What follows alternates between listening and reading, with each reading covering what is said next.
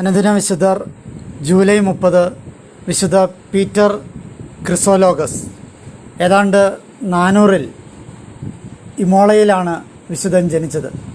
ആ നഗരത്തിലെ മെത്രാനായിരുന്ന കൊർണേലിയൂസിൻ്റെ കീഴിൽ ശിക്ഷണം ലഭിച്ച പീറ്ററിനെ കൊർണേലിയൂസ് ഡീക്കനായി ഉയർത്തി.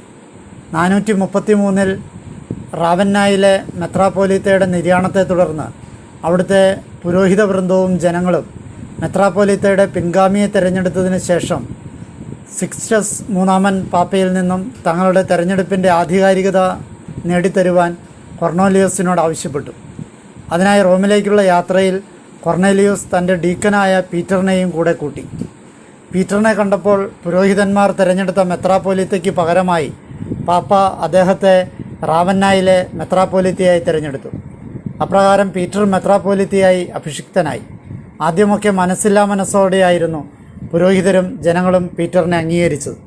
എന്നാൽ അധികം താമസിയാതെ തന്നെ പീറ്റർ വലൻ്റൈൻ മൂന്നാമൻ ചക്രവർത്തിയുടെ അടുത്തയാളായി മാറുകയും വിശ്വാസികളുടെ ഇടയിൽ പ്രസിദ്ധി ആർജിക്കുകയും ചെയ്തു. പീറ്ററിൻ്റെ രൂപതയിൽ അപ്പോഴും വിഗ്രഹാരാധനയുടെ അവശേഷിപ്പുകൾ നിലനിൽക്കുന്നുണ്ടായിരുന്നു. എല്ലായിടത്തും കത്തോലിക്ക വിശ്വാസം സ്ഥാപിക്കുവാനായിരുന്നു വിശുദ്ധൻ്റെ ആദ്യത്തെ പരിശ്രമം. വിശുദ്ധനൊരു പ്രഭാഷണ പരമ്പര തന്നെ നടപ്പിലാക്കി. നിലവിലുണ്ടായിരുന്ന വിഗ്രഹാരാധനയുടെ അവശേഷിപ്പുകളും സഭയിൽ തന്നെ നിലനിന്നിരുന്ന അനാചാരങ്ങളും പൂർണ്ണമായും അദ്ദേഹം തുടച്ചു നീക്കി. തൻ്റെ പ്രഭാഷണങ്ങളിലൂടെ വിശുദ്ധൻ നിരന്തരമായി ദിവ്യകാരുണ്യം സ്വീകരിക്കുന്നതിൻ്റെ ആവശ്യകത ഊന്നിപ്പറഞ്ഞു.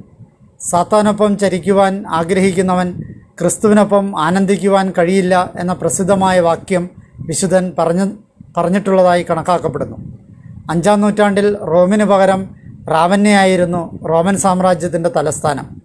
ആ സഭയിലെ പ്രമുഖരായ മെത്രാപ്പോലീത്തമാരിൽ ഒരാളായിരുന്നു വിശുദ്ധൻ. സ്വർണവാക്കുകളുടെ മനുഷ്യൻ എന്നറിയപ്പെട്ടിരുന്ന വിശുദ്ധ പീറ്റർ ക്രിസോലോഗസ് തൻ്റെ മഹത്തായ പ്രഭാഷണങ്ങൾ വഴിയാണ് സഭയുടെ വേദപാരംഗതൻ എന്ന വിശേഷണത്തിന് അർഹനായത്. വർഷങ്ങൾക്ക് ശേഷം തൻ്റെ മരണം അടുത്തുവെന്ന് മനസ്സിലാക്കിയ വിശുദ്ധൻ തൻ്റെ സ്വദേശമായ ഇമോളയിലേക്ക് തിരിച്ചു പോന്നു.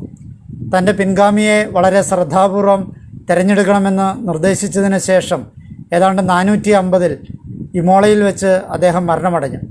ഇമോളയിലെ വിശുദ്ധ കാസിയാൻ്റെ ദേവാലയത്തിലാണ് വിശുദ്ധനെ അടക്കം ചെയ്തിരിക്കുന്നത്. 1729-ൽ ബെനഡിക്റ്റ് 13-ാമൻ മാർപ്പാപ്പ വിശുദ്ധനെ സഭയുടെ വേദപാരംഗതനായി പ്രഖ്യാപിച്ചു.